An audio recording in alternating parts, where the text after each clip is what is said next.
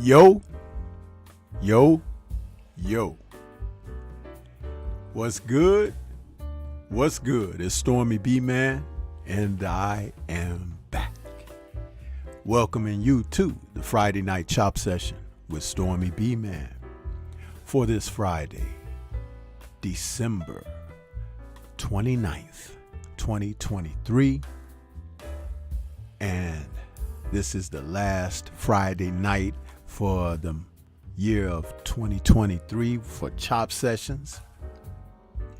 And this is number 228 in the series of Chop Sessions. We are moving right along with this show. We're calling this one the Year-End Awards Show. We're going to talk a little bit about some of the fights that tickled our fancies a little bit with the sport of boxing this year. There were so many fights that brought us to a raised level of excitement for the sport. We didn't get everything that we had hoped for, but Santa delivered big time. Yeah. I mean, we had unifications. We had battles for undisputed. We had the baton being passed. We've had some new arrivals on the scene, fighters that seemingly came out of nowhere, but no, they had toiled to their respective spaces and places that are now stamped heavily in our minds as the year comes to its end. I want to say welcome everybody out there. I appreciate those who have come to tune in for another Chop Session. There's been some changes here to the channel. We're going to have some things going on going forward for 2024. There will be some adjustments. One of them I have made known on my community page, where I want to let everyone know that certain content is now, once it's archived, it's going to be available for members only. So that means that those who are members to the Stormybman channel, you can go and to your heart's content enjoy the produced content already.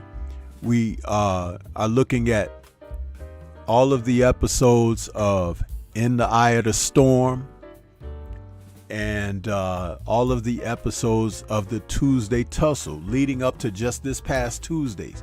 All of that stuff is only available for members only once it is archived. So I want you guys to know that that's a change that Stormy has decided to make.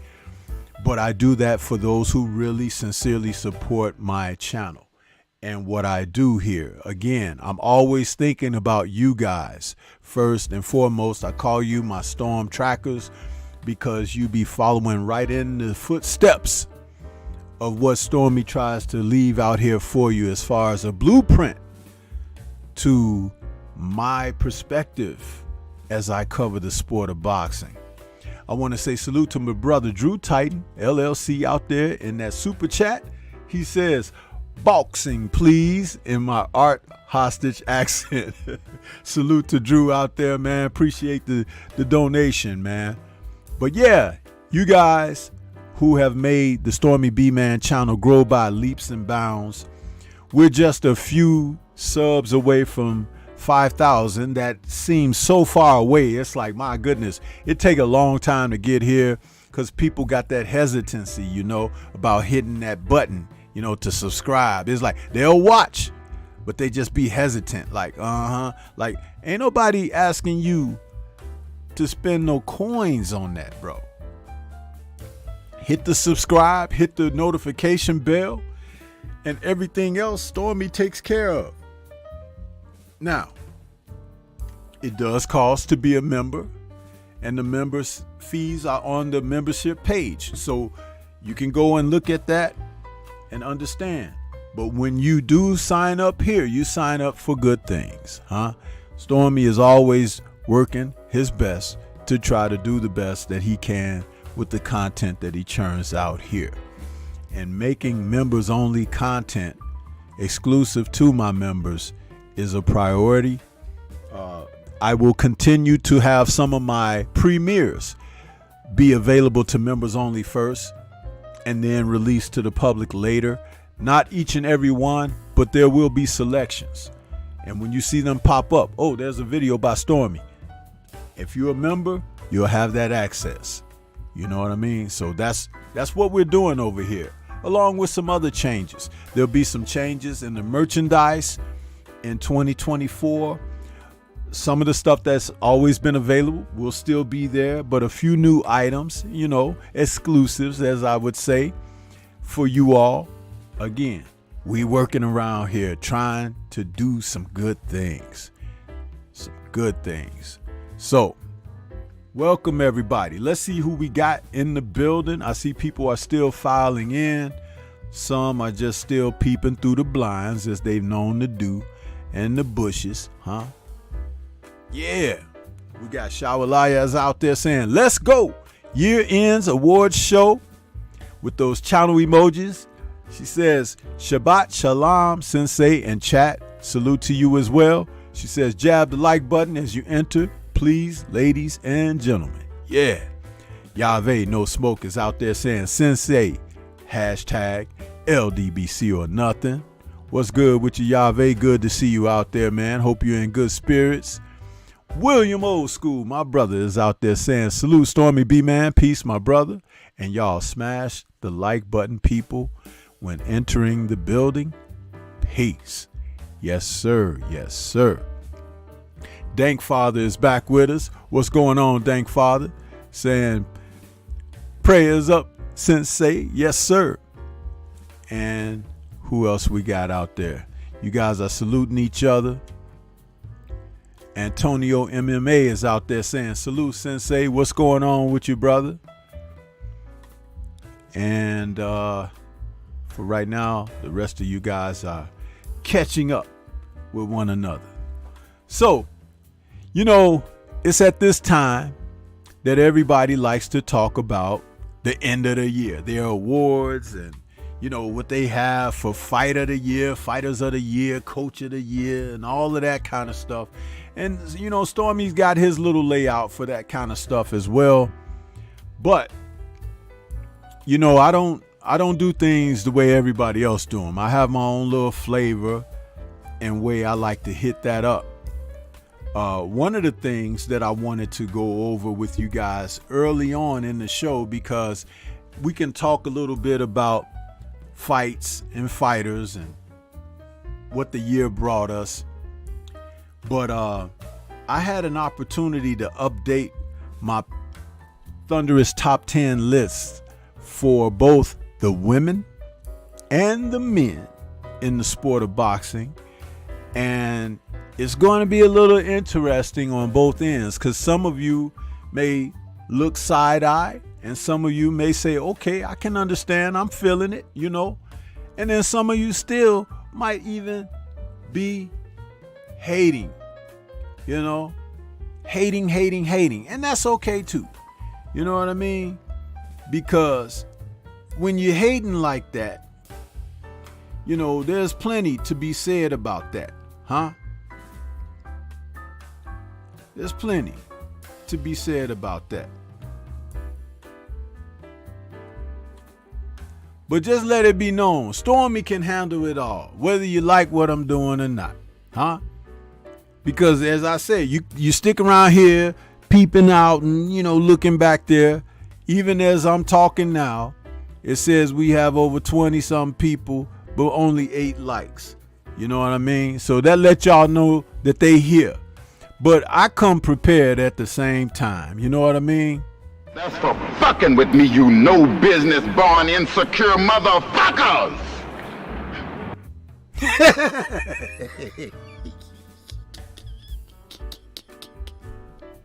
Shout out to Rudy Ray Moore, Dolomite.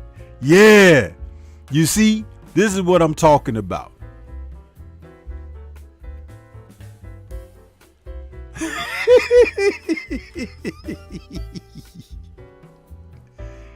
Yeah. See?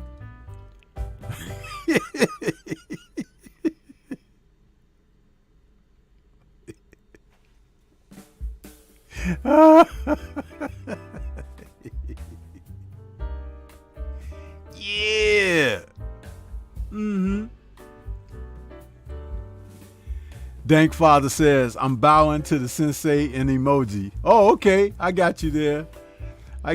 Dank Father. That's what that emoji is. Okay.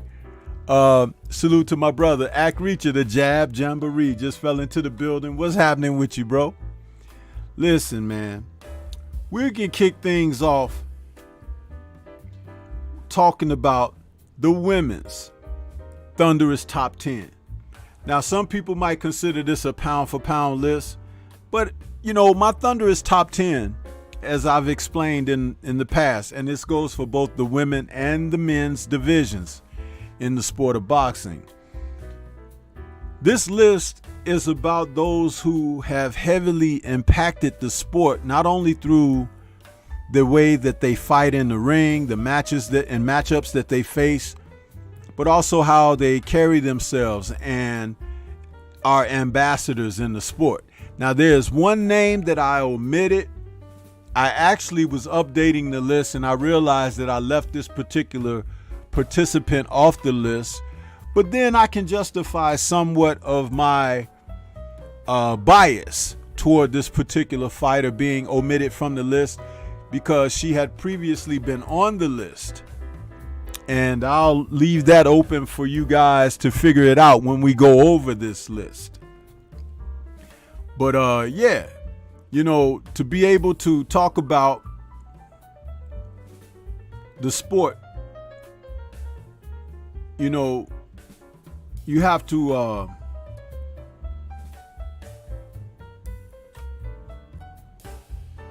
hold on a second. I'm noticing something. We'll see. But with no further ado, allow me to put this up here for you guys.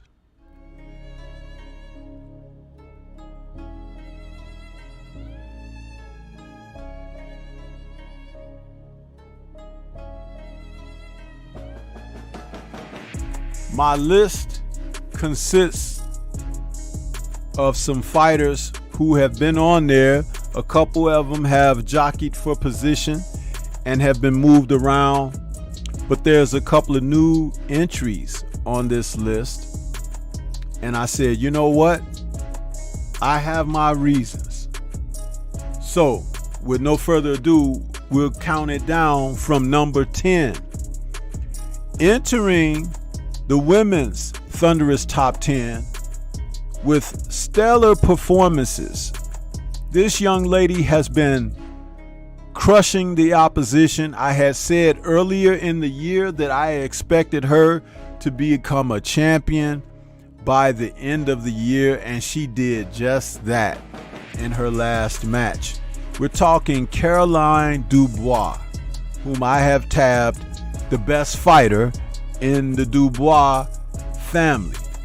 Yeah, this is a woman who is going places in the sport of boxing. She can get it done. She's a southpaw fighter. She goes in there and she rips her opponents to shreds. Caroline is vicious in there. She's like a menace to go in there and go after her opponents. And I am so glad to see her fulfill what my thoughts of her would be before the year's end, that she would have a belt around her waist. And so now she does. I'm looking for even a bigger and better 2024 from her. So salute to Caroline Dubois, who has made it out there. And then we have at number 9, who's dropped from a higher position, but it's not due to her performances, believe you me. It's due to the fact that she lost her titles. We have Chantel Cameron. Chantel Cameron is a fighter who earlier in the year beat Katie Taylor in her hometown of Dublin, Ireland, in a split decision victory that, had that fight been promoted on any other soil, Chantel would have got that victory, hands up, unanimous decision.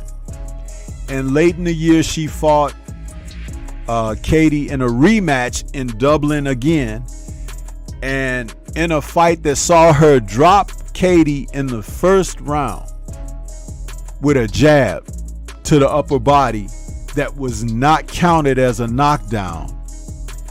Chantel went on to battle Katie the same way she did in the first fight, with the exception of Katie being allowed to roughhouse and use dirty physical tactics of intentional head smashing and cracking, elbows, late blows after the bell. Katie pulled out all the stops of the Josh Warrington variety. I've talked about him doing these things in the past.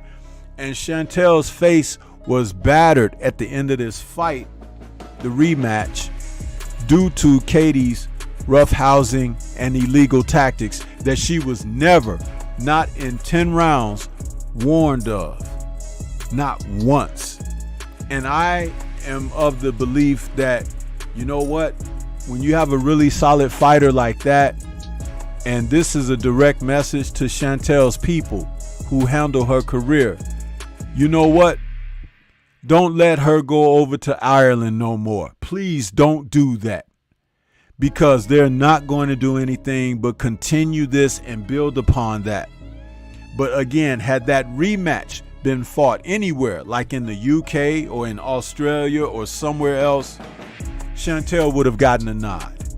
They made certain to bring her back so that they could do these things to her and take her undisputed title away from her. That is why she is still in my Thunderous top 10, but Katie Taylor has been removed from my Thunderous top 10.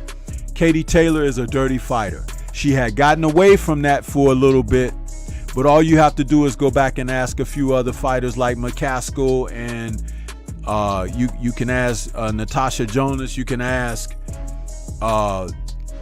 Delphine Persoon, all of these fighters, and now Chantel, who's been in there with her, and she's allowed to just do whatever. She reminds me a lot of Tyson Fury in that regard, that she gets par gras to whatever when she's in there. And there's something terribly wrong about the sport, that you can't penalize even names who happen to be at the top of the sport for their illegal activities.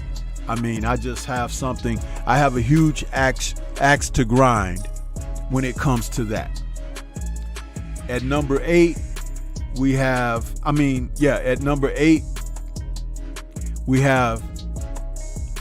Michaela Mayer, who, though she sought to have a rematch against Alicia Baumgardner, that didn't pan out for her. So she has decided to move up in weight and campaign at a higher weight. And I think she's going to do well. She's a strong fighter, Michaela Mayer, and I expect some good things from her going forward.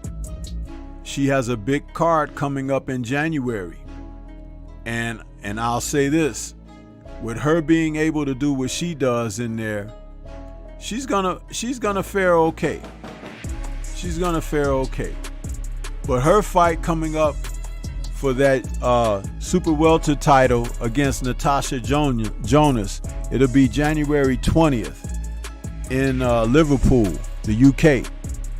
That was a press conference a few weeks ago for this, and I've already done a pre-fight video on it. That video is up on my main page, but I'm looking forward to that matchup between these two fighters. As we go through this list, another fighter at number 7, we have Ramla Ali, the beautiful boxer out of the UK, who had fought a fierce battle earlier in the year, in the summer, against Jalisa Guzman, where she was knocked out, people, for the first and only time in her career. She was knocked out. That woman was so strong in that fight against her, and Ramla couldn't handle it. But like a true champion, she came back in the rematch and outboxed her, winning her title back and showing the stuff that champions are made of. I mean, that was, again, by the beautiful boxer, a beautiful display of boxing in that rematch. She was able to get that back. And again, sending a message to the men's division of boxing. Just because you have a setback or you stumble and fall doesn't mean you can't rise and be even better than you were before. Salute to Ramla Ali.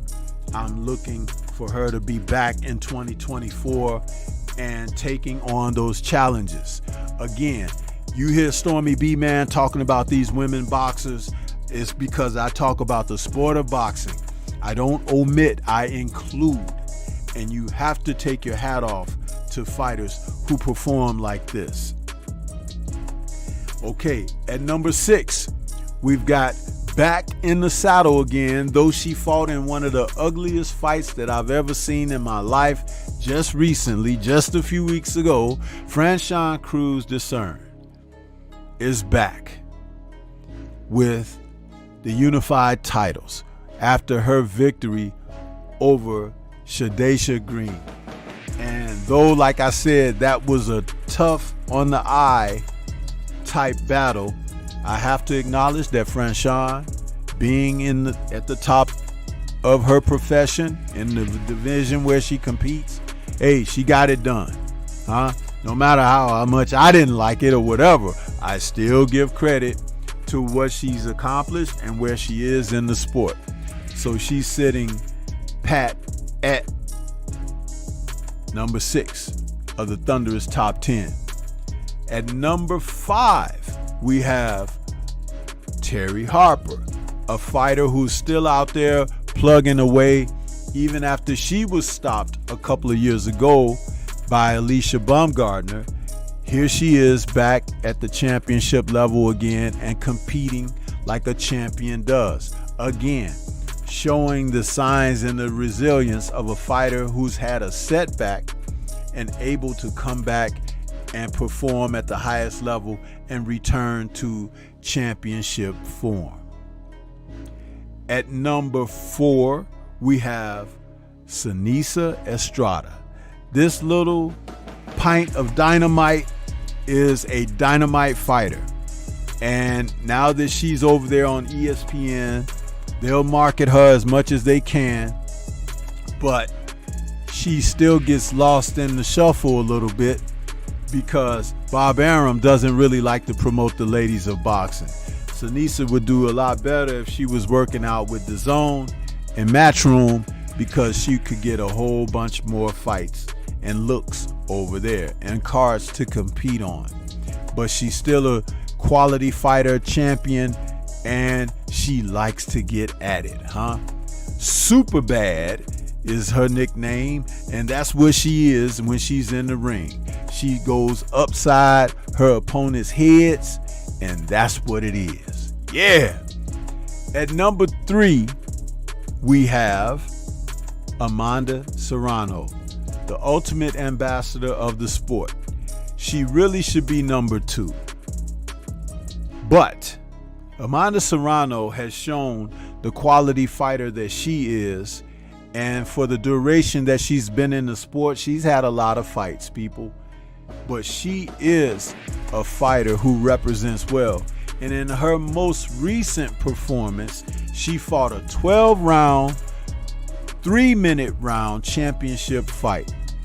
And that is nothing to sneeze at.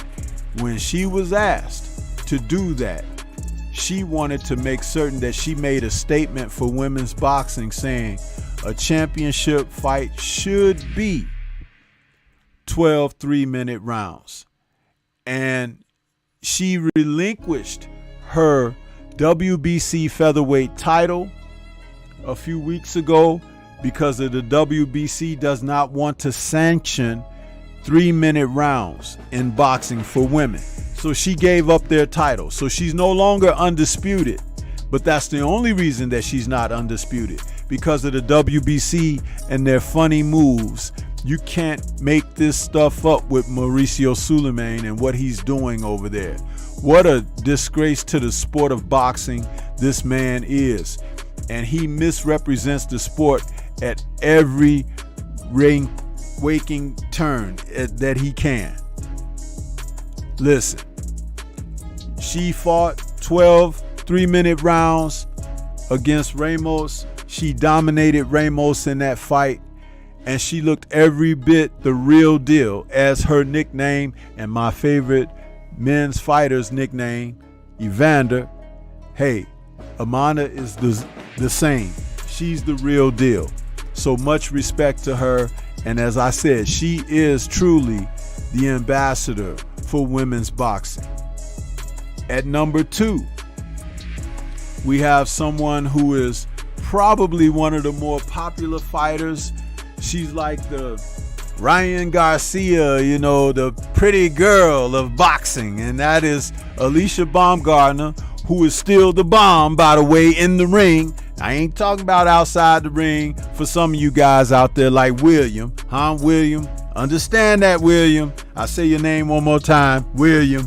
That Alicia comes to bomb them out of there. She goes for the knockout in her fights. Her skill set is pretty good. She always comes in great shape, and she looks to knock people off their perch. Even recently, issuing a challenge to the number 1 person on the list. And it is amazing that if that fight takes place, I give her a chance, because Alicia is a competitor, a fierce one, another woman out of Michigan, and ready to throw down. But the person at the top of the list still happens to be Clarissa T-Rex Shields, the number 1 fighter in the world as far as women's boxing concerned, as far as I think.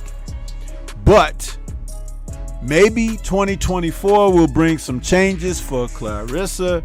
It was just recently posted, I think, on some social media a few days ago that she's re-engaged, with her love man. So that's a good thing. Maybe we could get her to stop talking about challenging the dudes in boxing. If that dude gonna take care of his business at home. Because we already know that Clarissa likes to get busy, and she made that no private matter after a couple of fights and talking about that stuff. So with all of that being said, salute to these women on this list, the top 10 of boxing who represent the sport in a manner that is so positive and a tremendous upswing and uptick, examples to be set for others, and who have achieved their loftiness that others can look to them to pursue greatness. So the way that they impact the sport,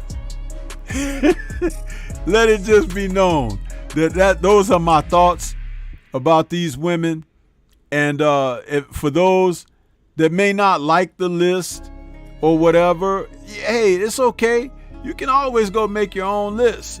But at the same time, Stormy is able to give his thoughts and explanations on why he has chosen them like he has. So just understand that this is what we do around here. You know what I mean? So there it is. You got Stormy's thunderous top 10 for the women's division of boxing. Yeah!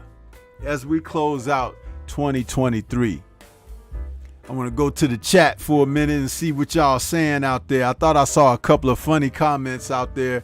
I didn't want to say too much while I'm talking and you get me off my square. Let's see, we got Dank Father says Baumgardner, number 1 in my book, just off of looks alone.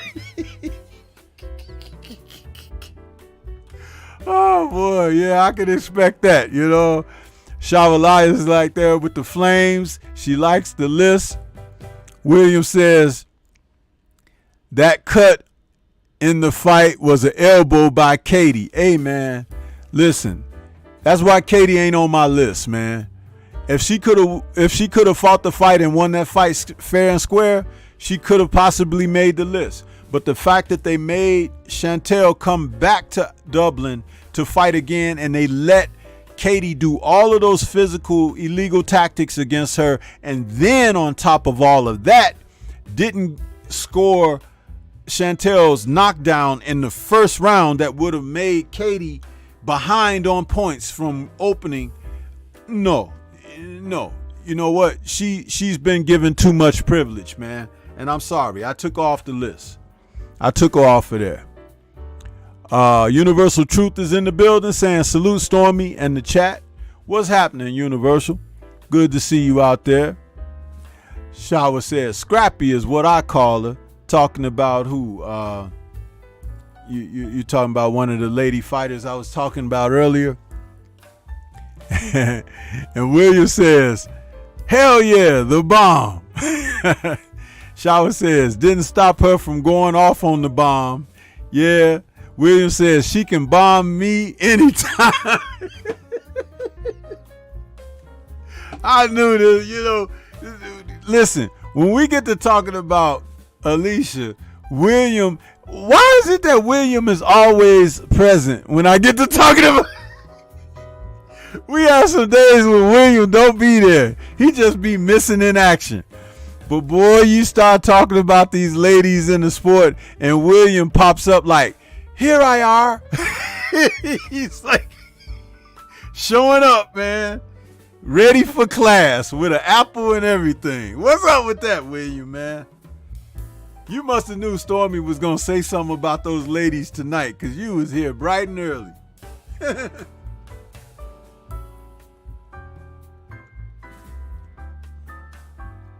Man.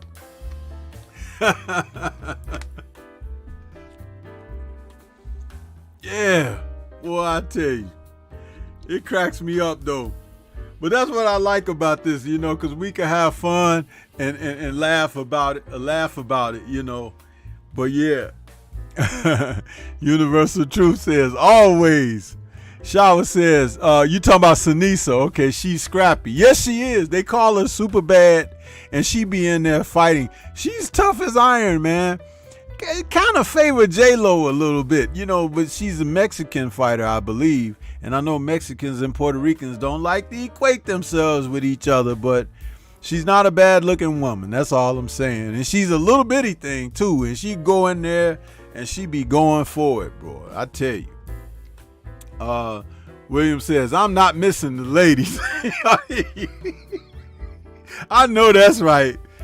Boy, I started talking about the women in boxing and William perks up. He could have a rough day at work. He could have fallen off a ladder or anything, but he'll be laying there on the sofa like, go ahead and talk about him, Stormy. I'm right here. I'll go to the ER after the show.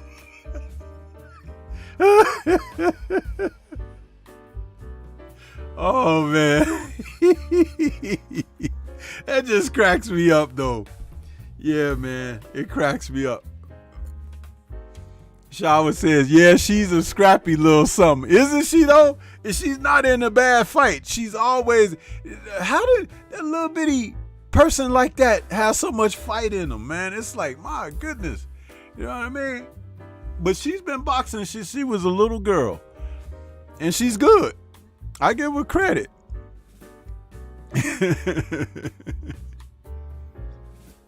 Yeah, buddy.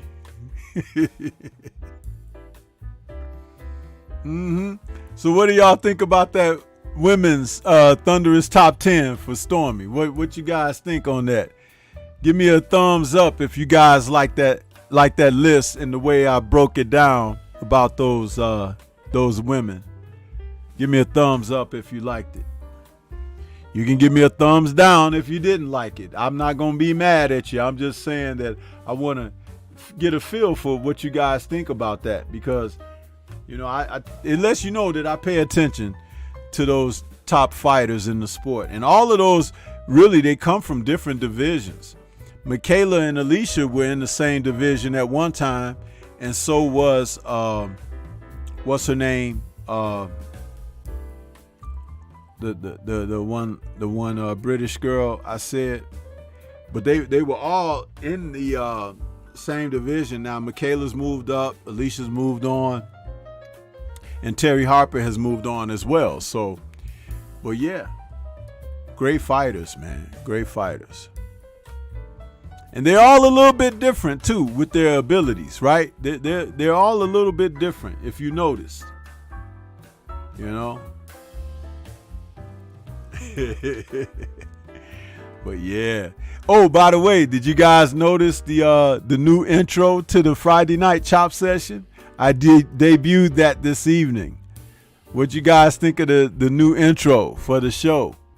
A little bit different, a little something different from y'all. I went away from the Ali intro just for something new going into the new year.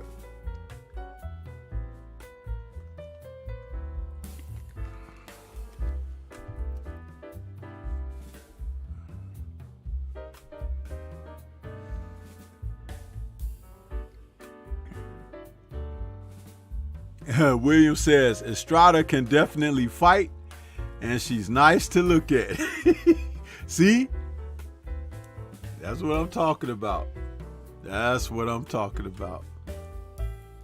King Corleone just popped into the building. Yeah, what's going on, King Corleone? Good to see you, bro. Good to see you. William is saying cool about the new intro. Shower says, yes, I peeped it. Yeah. You know, keep telling you guys, Stormy be working, man. I be trying to do stuff. And if I invested a little more time, I'd be even a little bit better at what I'm doing. But it's, you know, I'm an old dude, so it takes me a little bit to put these pieces together. But I'll be putting them together for you guys. I'll be putting them together, man.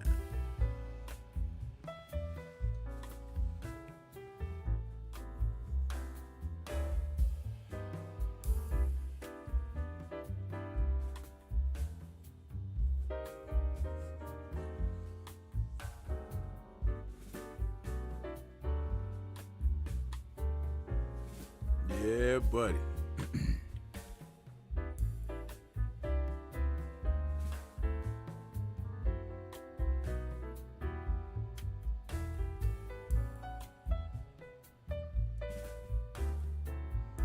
When we talk about that thunderous top 10, though,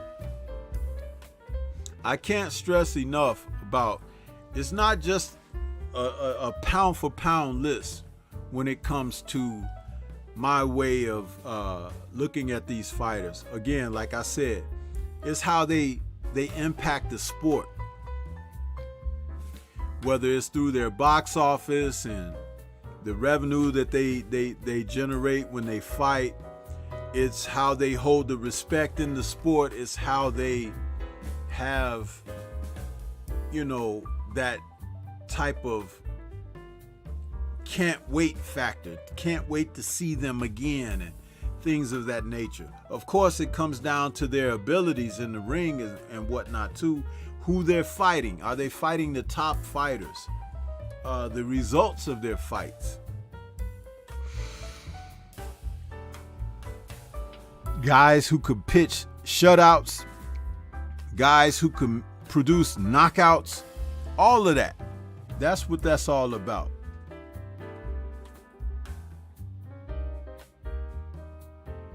William says, what's with the young folks calling us old cats, old heads? Listen, William, man, don't let nobody call you no old head. You go upside their head when they say that, and then it'll give them something to rethink, huh? Cause I ain't, you know, I ain't for that. I'm barely accepting of that damn OG thing. I don't know what that is as well, because you know, it make them say, "Oh God," after they call you something too many times. You understand? some of these young folks need to be taken out. That's the bottom line, period. Because they don't represent nothing to society but bad things, and you get rid of bad things so people can have a good time and a good life, good quality of life, because these other folks, they ain't, the PTB, they let them get away. Champion Heart is in the building. What's good with you? He says salute to Sensei Stormy and much respect to the chat. Yeah, William, it's an insult. It is. It's like, they too dumb to even realize that you can insult somebody with kindness and be kind about it. But they too dumb to even know that. Too dumb, Big dummies. Look at this, y'all. It's like 50 views and 16 likes. What's up with that, man? Average view, 8 to 9 minutes. Really? Really? That's what they do when they come around here. Sniff, sniff, sniff, sniff. Why don't somebody pass gas while they sniffing, Because, that when they come around here sniffing like that, you give them something to really smell,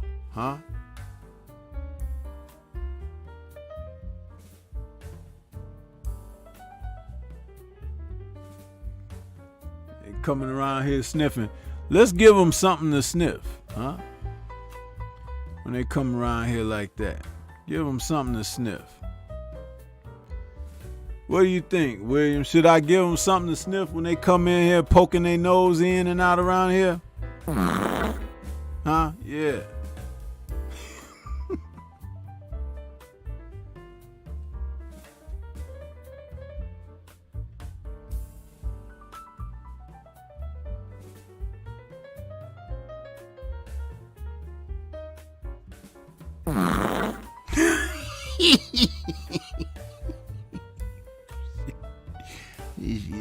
Stormy is, I'm a dirty old man too, you know what I mean? It's like you come around here with that, I know what to tell you, Coming around here sniffing.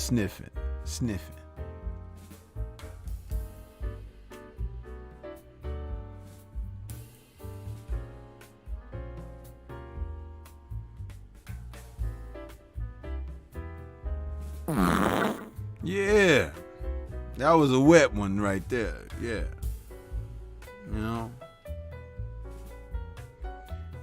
I tell them, hey, you come around, you don't like what Stormy talking about? Get the fuck out of here. Yeah.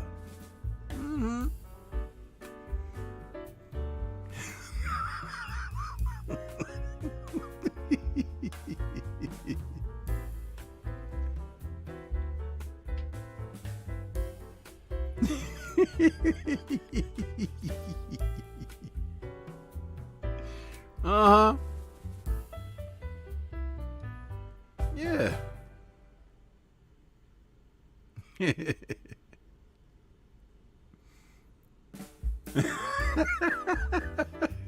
Shower says, now that one I like. Yeah. Because listen, you have to be prepared to deal with folks, on any terms, Any terms.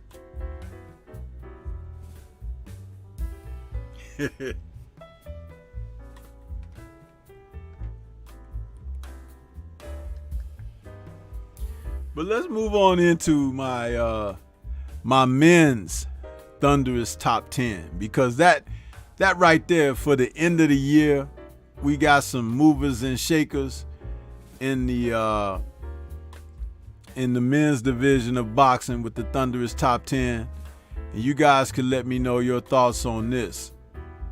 But it is what it is. Check it out.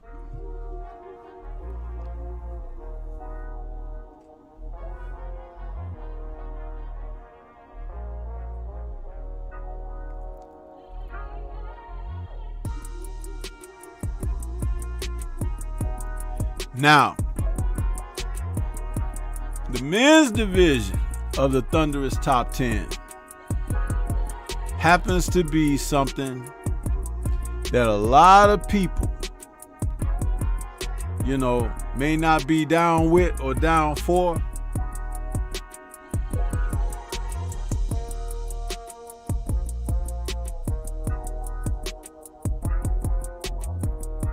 Listen, starting at number 10, we got Jesse Bam Rodriguez. Man, that little kid is a good fighter, man. He's a good fighter. I mean, his recent victory just a couple Saturdays ago, the 16th, over Sonny Edwards. Listen, bro, that was a good fight. That was a good fight. Bam once again took out a quality fighter because Sonny Edwards was no punk, man. And when he got knocked out, it let me know that Bam is really for real. Because he knocked out a young fighter like himself. Yeah, that was a very good performance by Jesse in that. At number 9 is a new entry. I had sang the praises of this guy throughout the year, and he has shown his wares. People are coming on to him now. It's the Cruiserweight champion, Jai Opataya. He was featured on the Day of Reckoning card last weekend, and Jai took out Ellis Zorro in one round, a top contender who Jai had said reminded him a lot of himself. He knocked that kid out in one round. Earlier in the year, he knocked out Thompson in 4 rounds. Jai Opataya fights like he got a car double parked outside the venue, man. This kid does not mess around. And he's talking about going up to heavyweight eventually. But right now, he is the cruiserweight to be seen. And the cruiserweight division has always been a little bit of a division of disrespect in boxing. But he's the type of fighter, he's so exciting to watch. His style, his intensity. He throws every punch with bad intention. He could come and get you. He can move around. He could take a shot. And he can definitely deliver a shot. Fighting out of Australia, he's a Tongan guy. Listen, if you ever hear of him fighting and it's televised, tune in. Just tune in. Do what Stormy tells you and tune in and watch this young man fight. You will not be disappointed. At number 8, we have another new entry, just like Jai, to this Thunderous Top 10, and it happens to be 168-pound uncrowned champion David Benavidez. This young man has grown by leaps and bounds over his past couple of fights, taking on Caleb Plant and then taking on Demetrius Andrade. To see him grow over the past year and a half to the fighter that he presently is, I can understand why Canelo may not want to fight him, but I'm going to tell you, Canelo loses a lot of respect by not facing this man. This man has been the number 1 contender in the WBC for 2 years. And Canelo got that belt when they stripped him of it for missing weight back during the pandemic. And it was not a fair thing to do. He should have been given his chance to fight for that belt again. But David Benavidez is a quality fighter and champion, uncrowned. At number 7, we have Shitty Cuz himself, who is now a 3-division champion now with his recent WBC title win over De Los Santos at the lightweight division. He really didn't want to fight Devin Haney, but he thought it would be an opportunity for him to get that belt with not as much of a challenge for the belt. And that's okay. A lot of fighters move fishy in the sport, but I don't like when they try to pretend like it's something else, huh? Just be straight up about what you're doing and then go sit down somewhere. But yeah, Shitty Cuz comes in at number 7 with the poo-poo on his shoes and everything. Yeah, that's him. At number 6, we got the other one, Gervonta Tank Davis, who has fallen from grace because he doesn't seek to fight the type of opposition that the fans want to see him fight.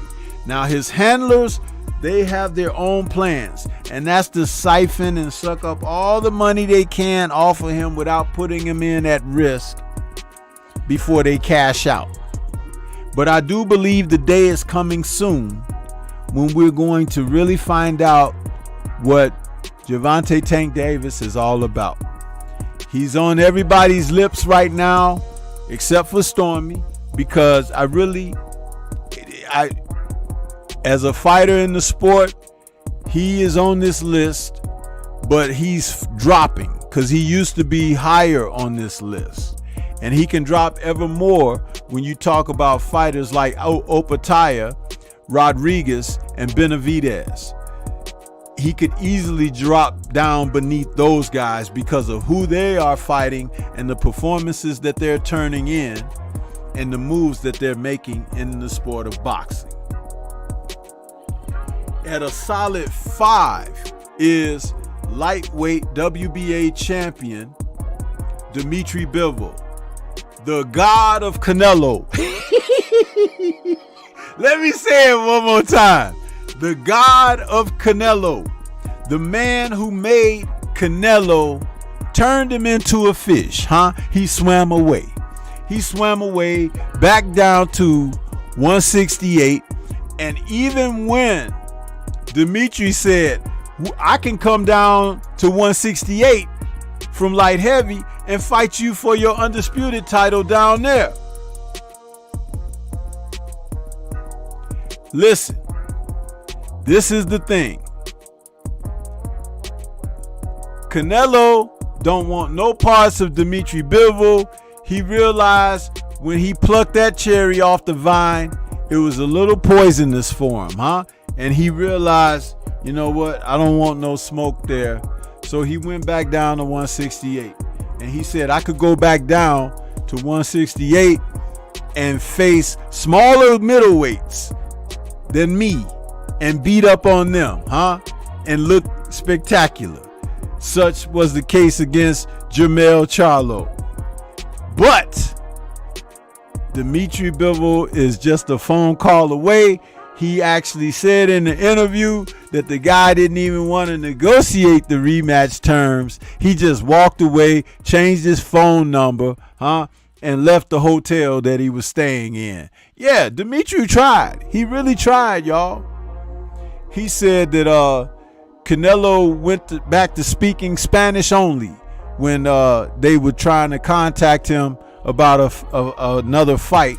So Dmitry is left to his own devices and had to go out there, show up on the Day of Reckoning card, and beat up on Lyndon Arthur, another light heavyweight, because Canelo just couldn't see his way. You know what I mean? So such was the case. At number 4, we have the undefeated, Drew Titan crowned General Zod, Artur Beterbiev. He of the record of 19-0 with 19 KOs obliterates his opposition with murderous intentions, the stuff of ilk that Mike Tyson used to do. Why do you say these things to me when you know I will kill you for it? Zod comes in there and brutalizes his opponents. We'll have a chance to see him again in January against Callum Smith whom the UK people are deeming gonna not only beat Arthur, but he's gonna knock Arthur out. Ha ha ha. I scoff at thee, because Callum Smith wilted, like a willow, against Canelo.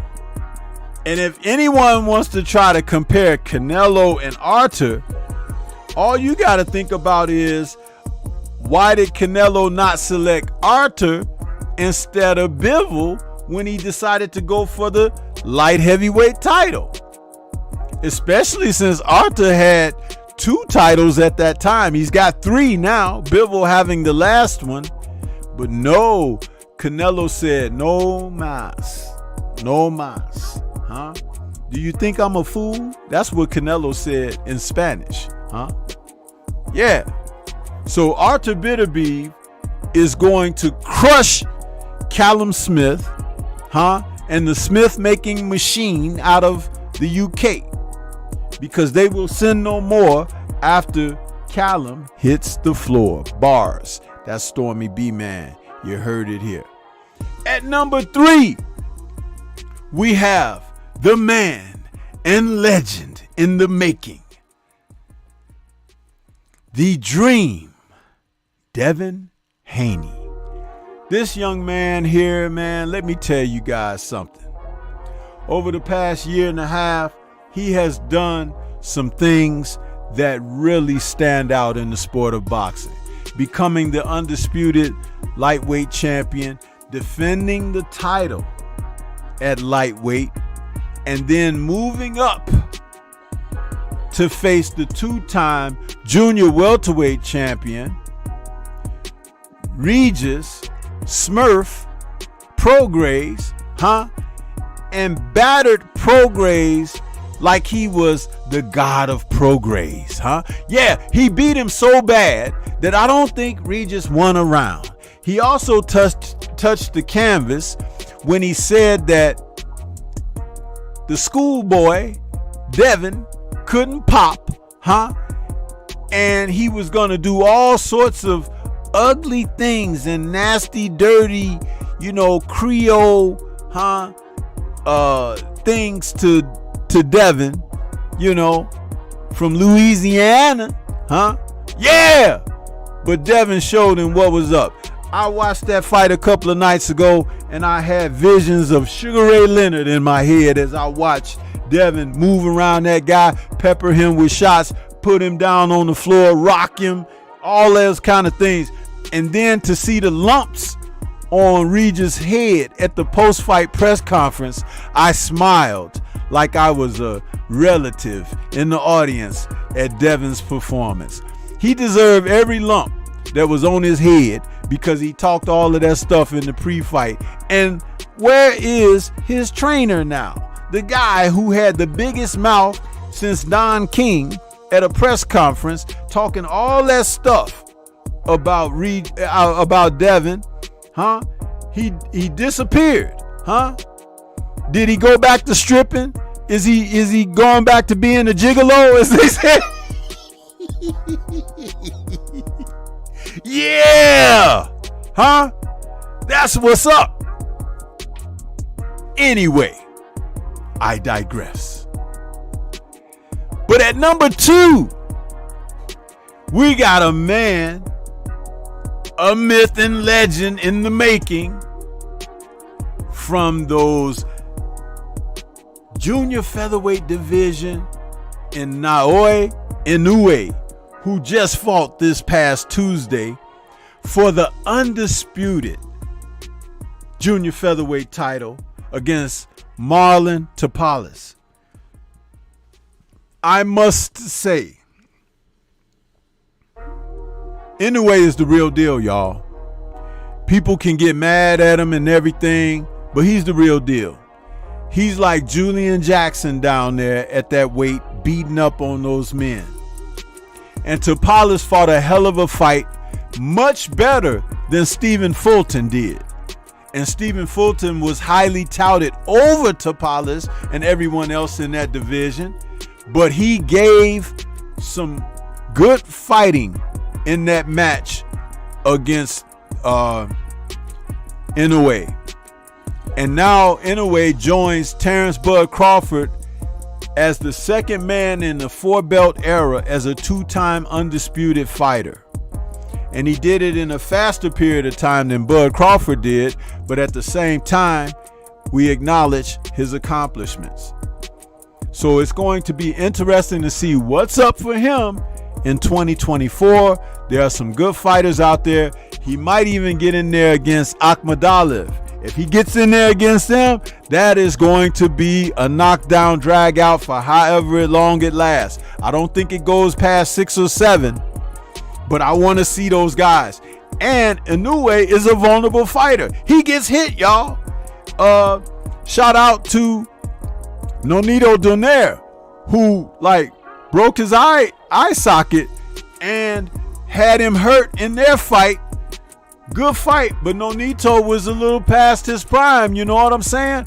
So if you can catch a guy that's closer to that age and that can give him that same type of rage, you're talking some good talk there. So salute to Naoya Inoue becoming a 2-time undisputed champion in the sport of boxing.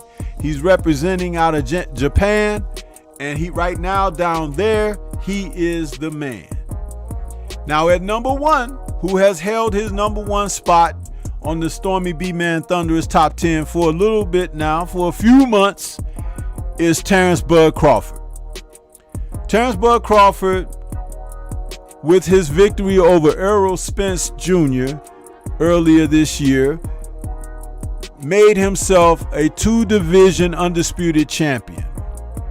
Something that he had as a goal, but one of his more impressive stats is, since he's moved up to welterweight, he has stopped every one of his opponents. I think that streak is at 9 or 10 at welterweight or something like that. An amazing feat there. I'm not certain if their rematch will be held at welterweight or if it's going to be held at junior middleweight, but we highly anticipate the rematch between those two fighters, Crawford and Spence, going into 2024. And so there you have it, ladies and gents. That's Stormybman's Thunderous Top 10 for these men out here, and they were doing a tremendous service for the sport of boxing, keeping us highly entertained all year long. So, yeah. So, let me go back to the chat now and see what you guys were saying while I was talking my talk about the men's division of the Thunderous Top 10. Let's see here.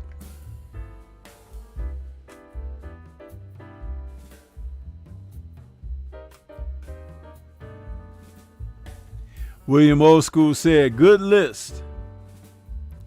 Shower says, yes, nice off top. William says, Stormy, what do you think about Espinoza, the one who beat Robisi? I like the kid. I think he has a way to go, but he has potential. I know one thing about that kid. He got some doggone heart, man. He was on the canvas himself early. He was hurt, and he came back and he put Robisi on the canvas and then took his title. And he fights out of Canelo's hometown. This is why Canelo don't want to fight Mexican fighters, man. Those guys can be tough. They can be tough.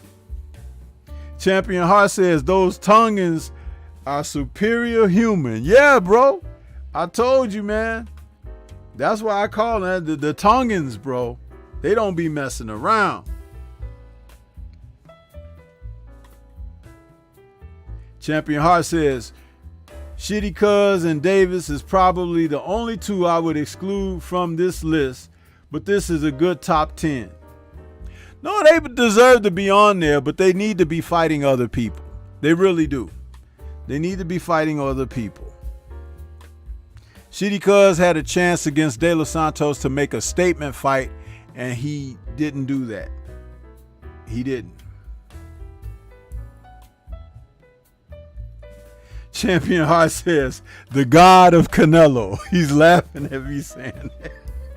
Yeah, man. Because listen, Canelo didn't even want to talk about a rematch, bro. He went away. When they called his number, it said the number you are trying to reach is no longer in service.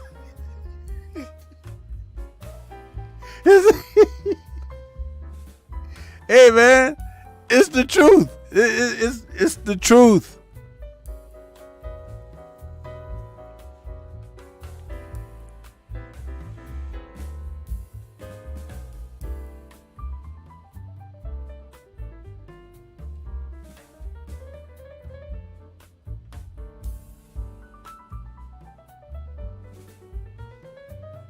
Let's see here. Diamond Lion is in the building saying salute Stormy. Arthur ain't getting knocked out. You better believe he ain't getting knocked out. Smith is getting knocked out though. He gonna be back. If Joe Smith Jr. couldn't dent Arthur, this Callum dude who's just a beanpole taller, he's gonna be chopped in half, bro. Boxing and Barbecue is in the building saying, evening Stormy, what's good with you? Diamond Lion says, that man is a machine. He says, is Arthur too old? No, he's not too old because he lives the life of a fighter. He's always in shape. He doesn't burn the candle at both ends, and he comes in fresh.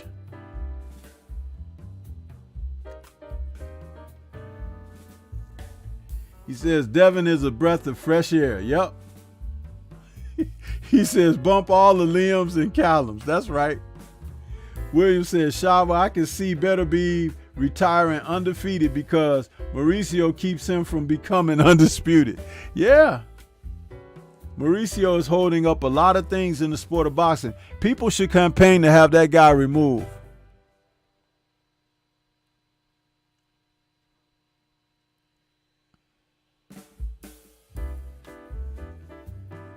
Let's see here.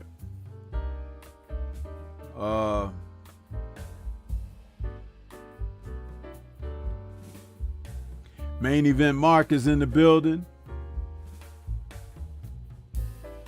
Yeah. So, but yeah, man, listen. There's something to be said about that kid, Arthur Bitterbeeve, man. He's a good fighter. A very good fighter.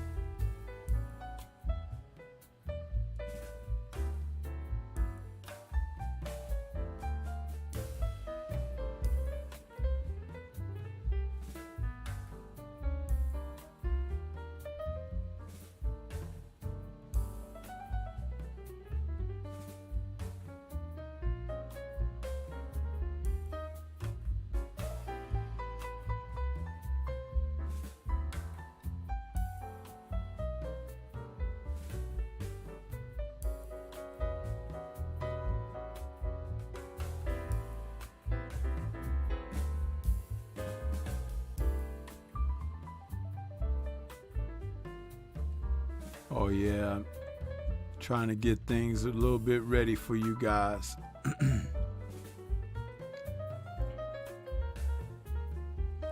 So, I know y'all are ready more than anything to see what Stormy's got to say about his year-end awards, huh? So this is the big part of the show right here, huh?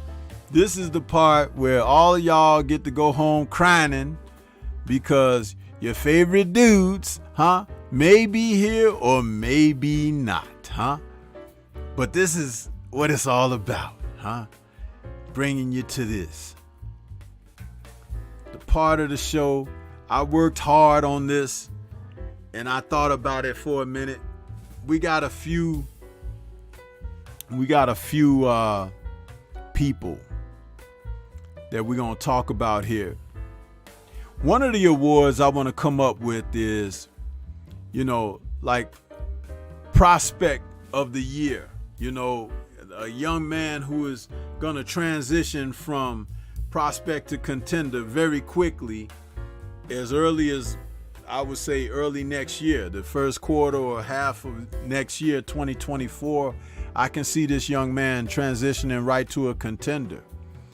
And that would be none other than Bruce Shoo Shoo Carrington. Shoo Shoo is a guy that I've been watching. I like what I see of him. I like his demeanor, his intent while fighting. He looks like he may be one who might want to take risks in the ring during fights. But of course, they've given him the type of opposition that you learn against. There's someone that's not threatening to get you. But that's okay. That's part of the progress of a fighter. This young kid, I like what I see in him. I really do. And we will see what happens with that. But he is definitely one that I'm like, you know what? I like it. I want to see more of him. Anytime I have a fighter that when I see him, I be chomping at the bit, wanting to see more of him or see him again, I start making notes on that particular fighter. And I have to say that Shoo Shoo is one of those. Definitely, one that that I'm looking at. That doesn't mean that there are not other good fighters out there, young fighters that we have to pay attention to and everything. It's just that, some of them, they get airplay on a regular basis. Some of them get featured at certain times. And sometimes we don't get to hear enough about those that we should be hearing about. I just want to make that known. This is not a situation of omission. Yeah. But there are a number of these guys that are out there, and I like what I see of them.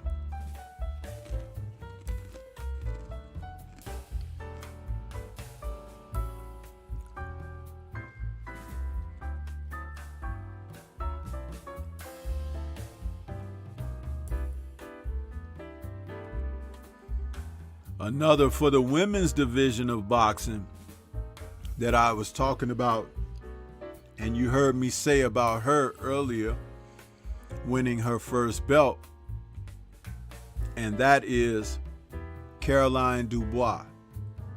This young woman, man, let me tell you something. Keep your eye out.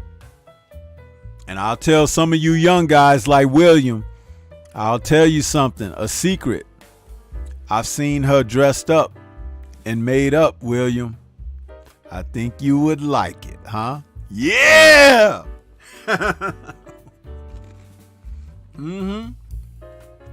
Yeah. She might have you singing, William. Sweet Caroline, oh, oh, oh. And we know what that oh, oh, oh is, right? Get the Jergens, I say.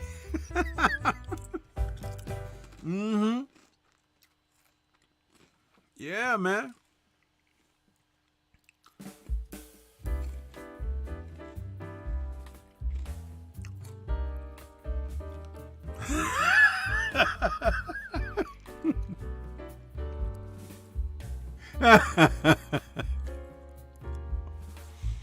Yeah, man.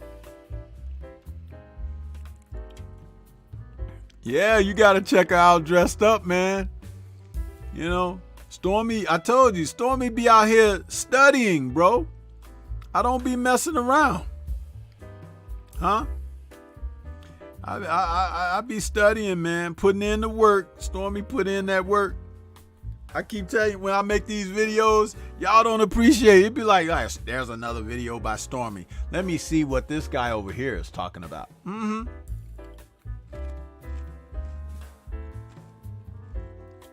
Champion Heart is cracking up.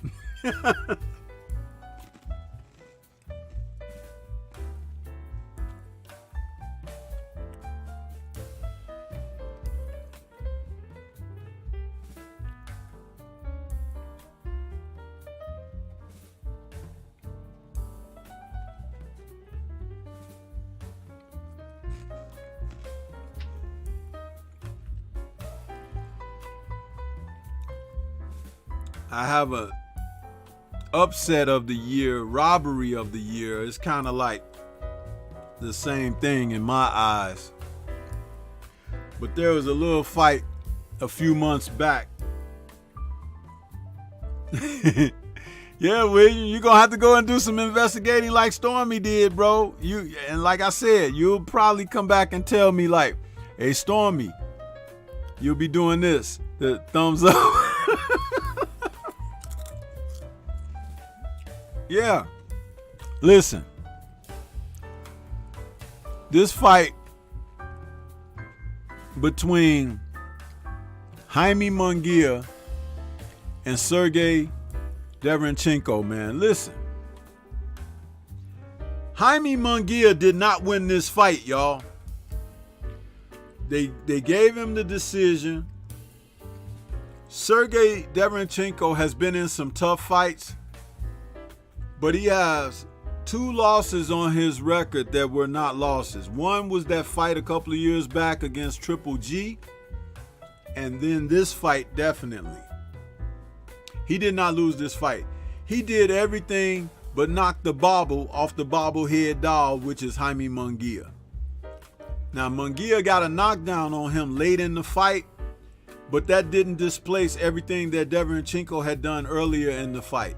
He was whooping Jaime pillar to post, and they gave Jaime a decision over him. I'm like, man,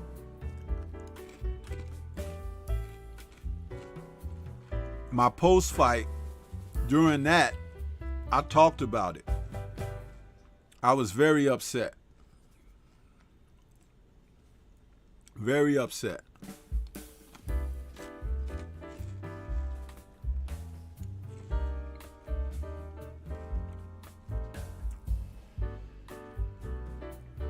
These guys, I mean, fighters work too hard. They train too hard in the gyms for these judges just to take decisions away from them like that. But one fight where I will call it the upset of the year was when Robisi lost to Espinoza. This kid, Espinoza, man, fighting out of Canelo's hometown, is 6'1" and fighting at featherweight. That is ridiculous, bro. That is ridiculous. But he fought a very good fight. He went down early in the fight. Robisi had got him down. He was hurt very badly, but he hung on, cleared his head, and came back. He started battering Robisi around in the later rounds, and in the final round put Robisi on the canvas. Great performance and great win.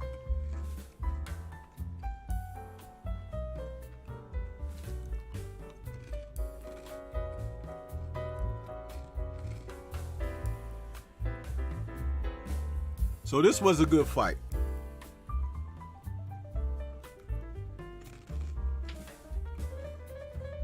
Jimmy Bernard, what's good with you, bro?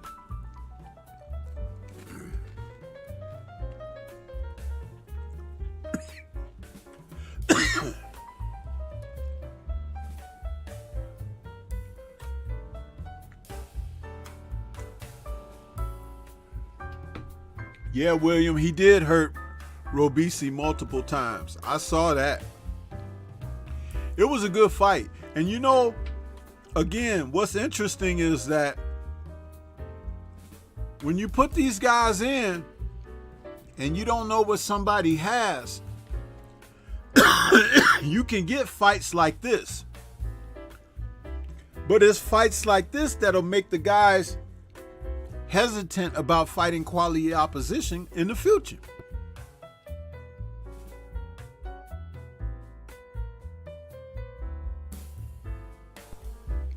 But I really enjoyed this fight. It was a very good fight just a couple weeks ago.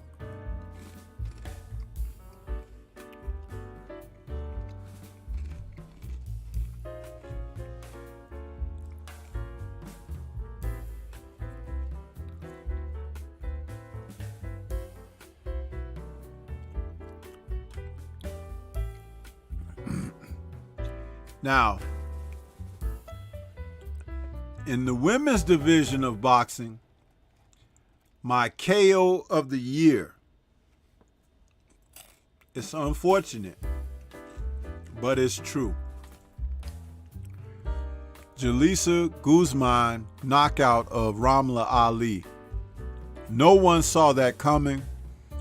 Ramla Ali was laid there, man. She was out like a light. And I'm sorry, it was just all of that.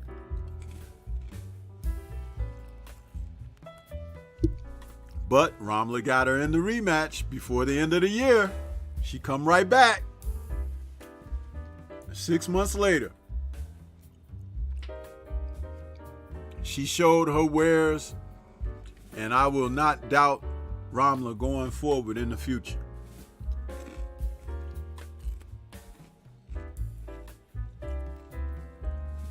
A solid fight.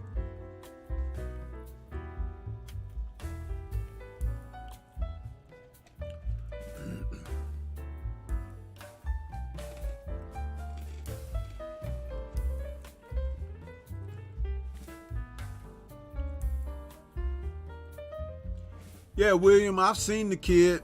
I need to see more of him, but I've seen a lot more of Shushu, which is why I picked him. I've seen Richardson, Hitchens. You know, there are some guys who are going to have a chance to be prominent. But with so much talent out there, I have to pick someone. Because I didn't pick your guy, that doesn't mean he's omitted. But I had to make a selection. And that's who I selected. But you're not wrong.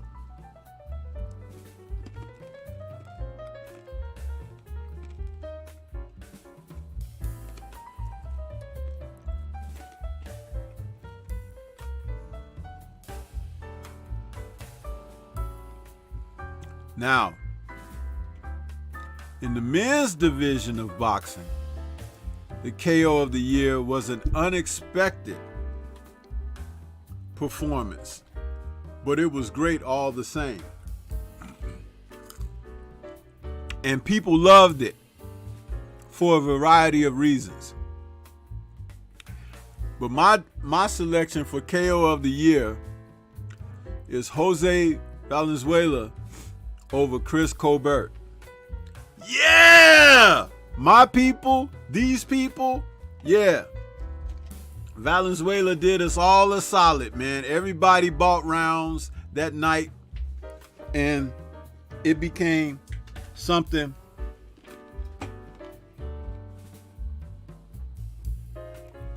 It became something of lore.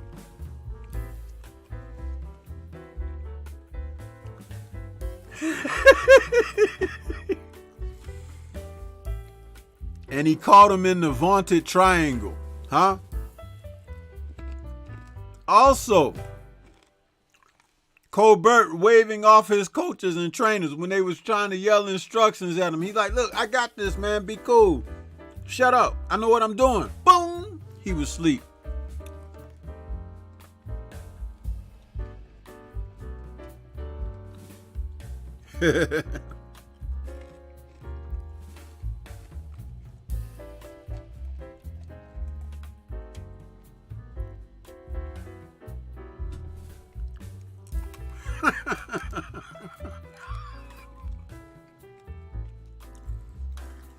What a beautiful thing for boxing, huh?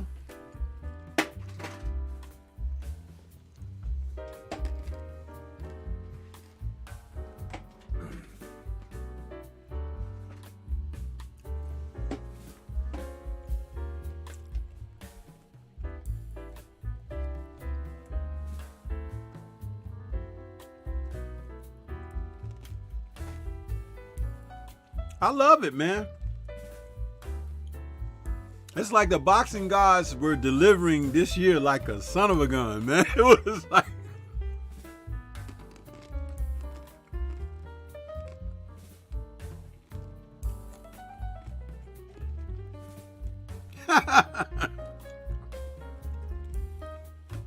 I see some of y'all laughing in the chat. Yeah, listen.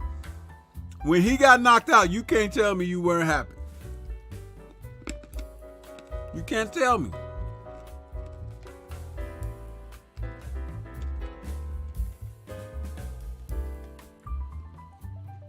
I thought it was a great performance.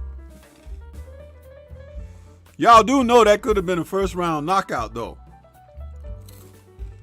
The way he jumped Colbert in the opening stanza, that ref could have stopped that fight. I don't think Colbert ever recovered from that first round.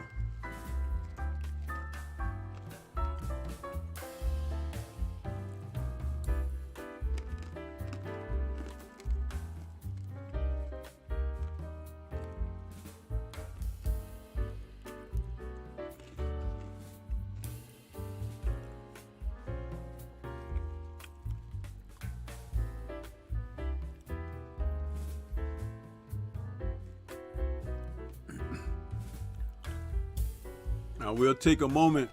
I'll let you guys think about my fight of the year. Fight of the year. There were so many. So many. And you all do realize the year kicked off with Tank and Ryan. That was in January.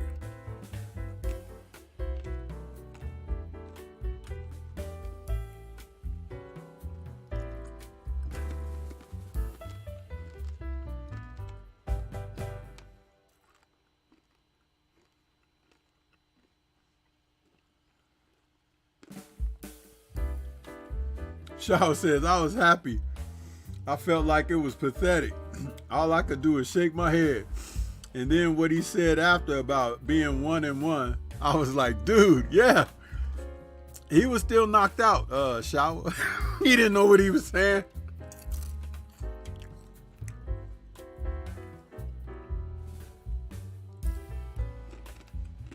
They had to turn that boy over. He was on his face on the bottom rung of the rope. They had to turn him over like he was a frying piece of jack mackerel in the skillet.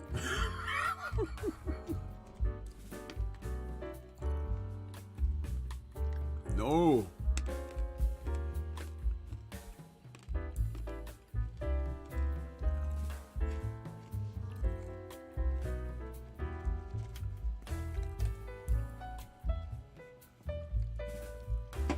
Listen, man.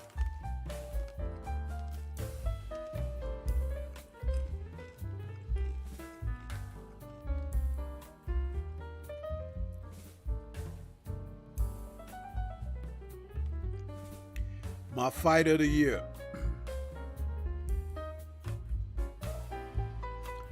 This was a fight that as I watched it, I'm so glad I watched this fight that night. Because I saw ebb and flow that was reminiscent of classics like Ray Leonard versus Roberto Duran and Chavez versus Ramirez and stuff like that. This fight was so good. I did a video on these guys and I was so happy with their performances. I mean, they were the type of performances that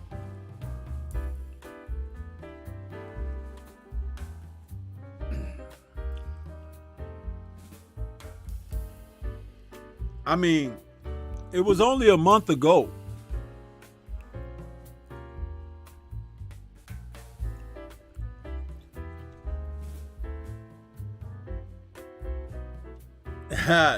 Jimmy Bernard says, Sensei, that shirt you're wearing is nice. Bomb Squad for life. You better believe it. I support my brother. You know what I'm saying?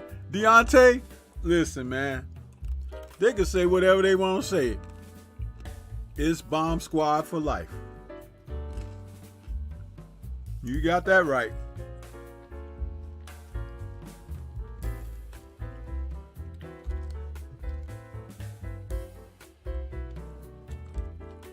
Champion Heart seems to think I'm talking about Bam and Sonny. No, sir. No, sir. That's why I'm slowly building up to it, because it's going to surprise you guys.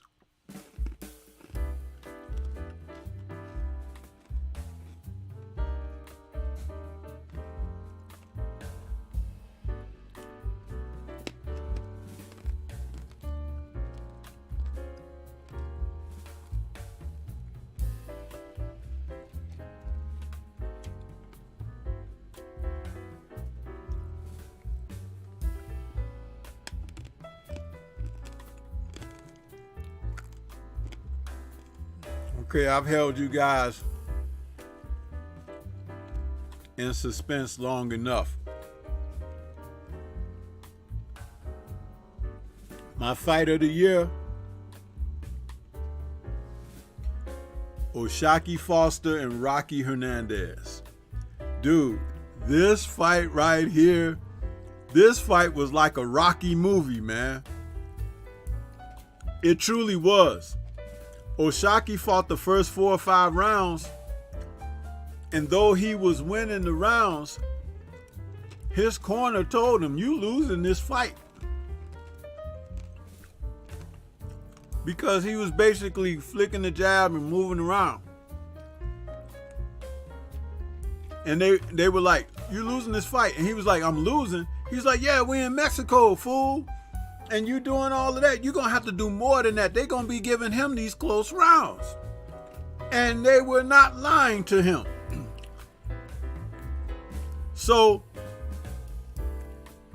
Hernandez, who had all these knockouts but had never really been past 6 rounds, got tired. Boy, what'd he do that for? He got tired, and Oshaki opened up. But Hernandez could take it.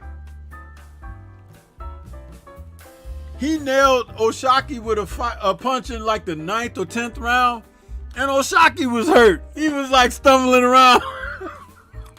I was like, look at these dudes, man. This is like a Rocky movie, man. One guy, then the other guy.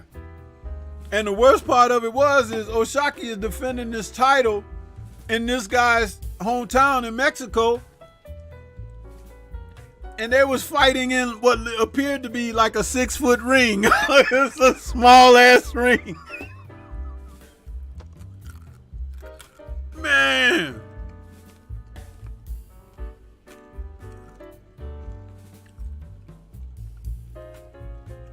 Dude, Oshaki stopped this guy late in the fight. But it wasn't easy. He had to take that victory. They were not going to give him that victory. What a damn fight. What a fight. These two guys,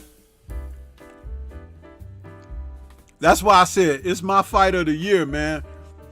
To be in hostile territory, your back is up against the ropes. You've been hurt late in the fight yourself. This guy's a knockout puncher, and you know that they giving him the rounds. To pull that fight out like he did, y'all should have heard me in my little room yelling at the TV screaming. I was cheering for Oshaki so hard, man. I think I might have lost my voice that night.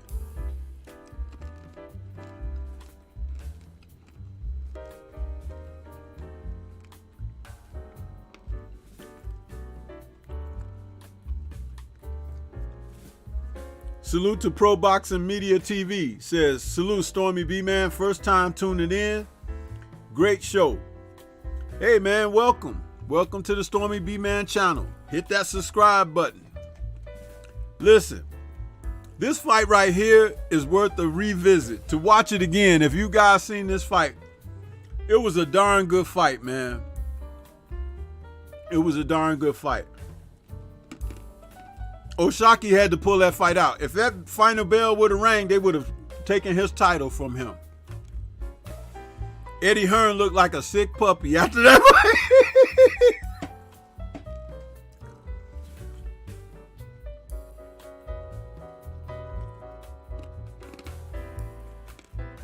That fight had everything. It had ebb and flow, back and forth. You had the classic boxer against the classic puncher.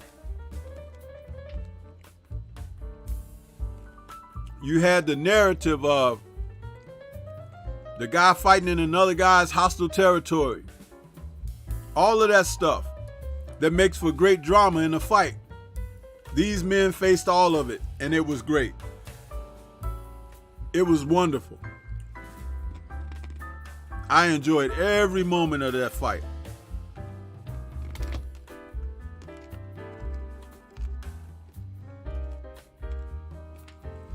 Yeah, William, it's definitely worth a rewatch. It was a great fight, man. A great fight. Absolutely. So, that might have surprised some people for Fighter of the Year, but definitely a fight worth talking about.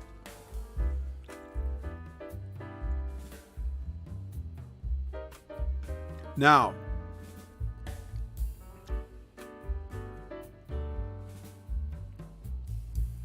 as far as the women's Fight of the Year,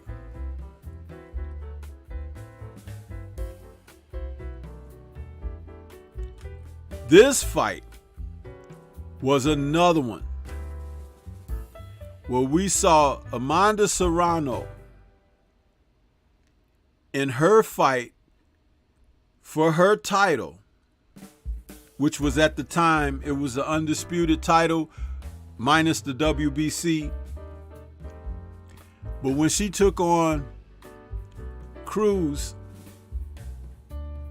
it was a great fight. It was a great fight. Serrano and Cruz put on such a battle. With all due respect, these two women, they banged it out in there, man. They banged it out. And Serrano, she proved that she is the real deal. But Cruz fought her butt off in this fight, man. She refused to go down. She was trying to battle back.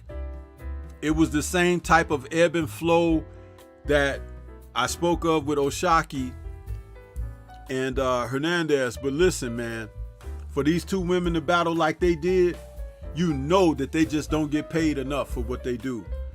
But it was a tremendous fight. I really enjoyed this fight.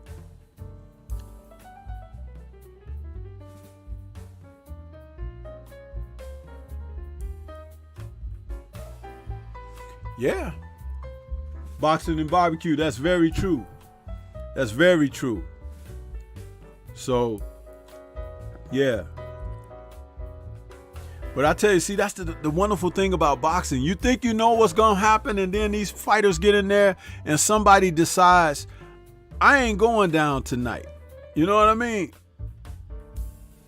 And that's what you get. So, you know, salute to these two ladies for the performances that they put on. That was the women's Fight of the Year to me. The women's Fight of the Year. So,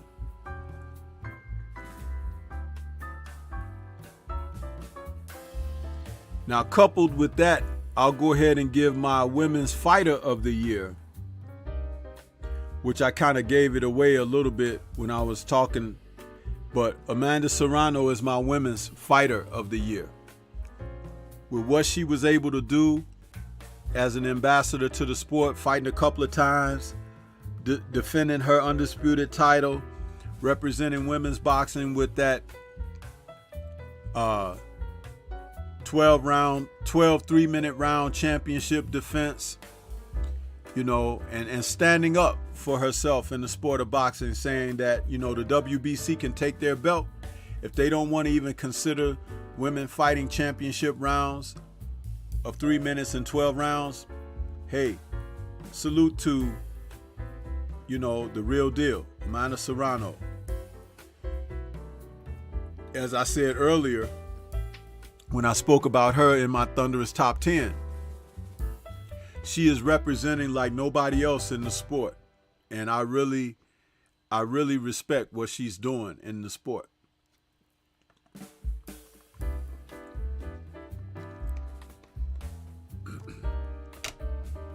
Yeah, Champion Hart. That was a battle. Cruz was tough, man. She was tough. And if I'm not mistaken, that was one of your typical Puerto Rican versus Mexican fights, man. It's like hot blood there, but not like they hated each other, but just the competitive spirit between the two warriors. They didn't want to give in to each other. That was amazing, man. A great fight. A great fight.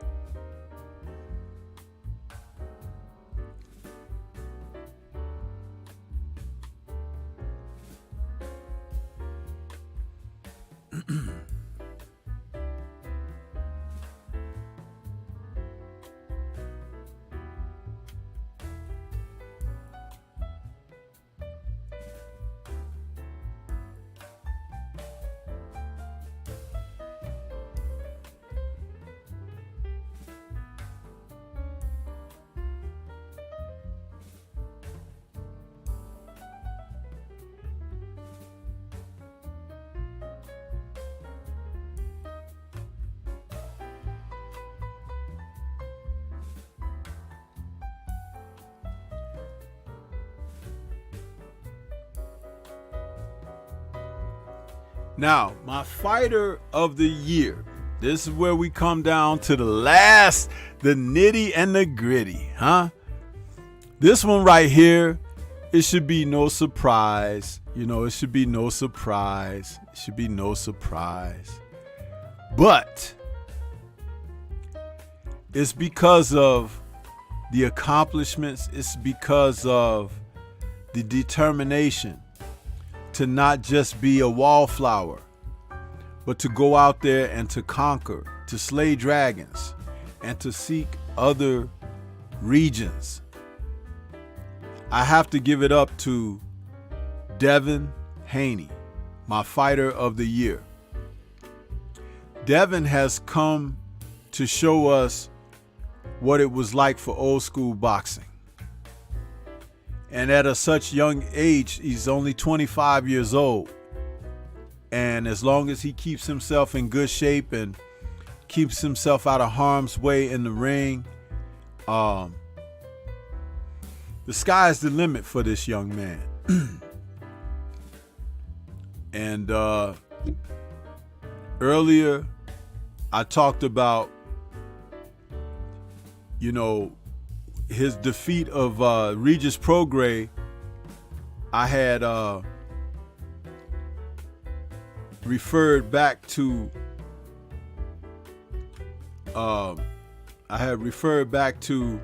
something that Floyd Sr. had said about him, and I made it a part of my soundboard. But listen, man, Devin is a great young fighter, and I hope to see much more out of him as the future goes on. But this soundbite by Floyd Sr. was amazing, and I just had to use it. Ask the question. it ain't even worth asking because it was a one-way deal. It only one man controlled it, and that was Devin Haney.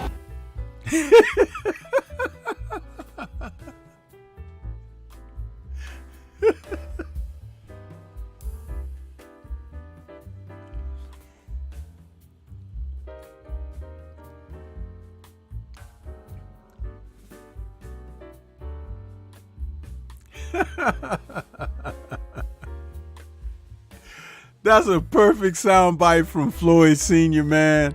And I appreciate being able to use that because it was so timely.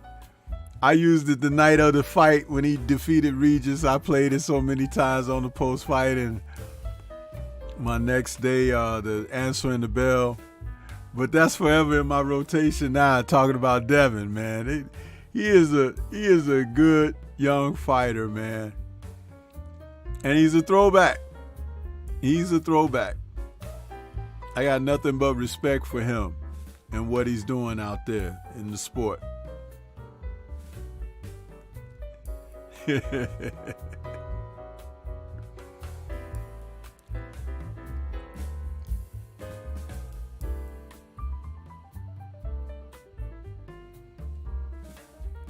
Oh, and the final award that I want to give is for Trainer of the Year. Now, this was interesting because early in the year, there was a lot of sentiment gearing up toward Brian McIntyre. And then he had that situation where after the Eubank fight rematch against Liam Smith, he was arrested over there in the UK and everything, and he had to spend some time over there on lockdown, and he finally came home. I did a video about him being over there and people not talking about him, and then I think like within a week after my video, they released him and he was able to come home. So thank God that Bomac, was able to return safe, sound, and to his family and friends and to his order of business. However, some other trainers could come up to consideration, and believe it or not, I had even considered the likes of Ben Davis, which I don't know enough about him. I do know he's been on the successful side with some people that he's worked with. But my decision for Trainer of the Year would have to go to Bill Haney. Preparing his young son to go over to Australia on a 2-fight deal contingent upon he winning, and then to take on a fighter that they had on their radar for a long time with Vasyl Lomachenko and pull that win out, and then to go up in weight to a higher division against a 2-time champion in Regis Prograis without a tune-up, without, testing the water of the weight division and everything, but going in there ready and willing. Bill has prepared his young son for the type of success that he's receiving due to his work. And there's nothing but respect there for what they've accomplished. And I can't wait to see what they got going for 2024. But that's my Trainer of the Year, Bill Haney. Bill Haney is Trainer of the Year, Father of the Year, Manager of the Year. I mean, a man of many hats. And just an amazing accomplishment for he and his son and their camp. And I wish them further and continued success. But yeah.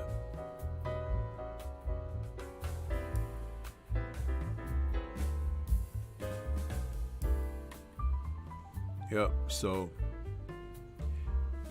But those are my awards for this evening's show, you guys. Those are my awards. And like I said, some of that stuff may not be popular, but I was able to articulate why I made the choices that I made. You know what I mean? Some people could think otherwise, but hey, you're entitled to, support and like what you like.